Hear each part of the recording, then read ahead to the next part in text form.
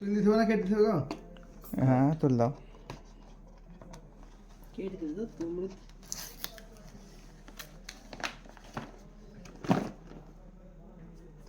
আরে মাল কেটে দিবে। করবেন নাকি লাস্ট অবধি?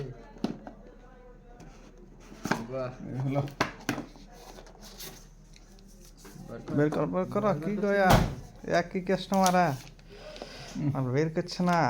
এই কভার লাগিয়ে দিয়েছে যে কভারটা খুলো তো।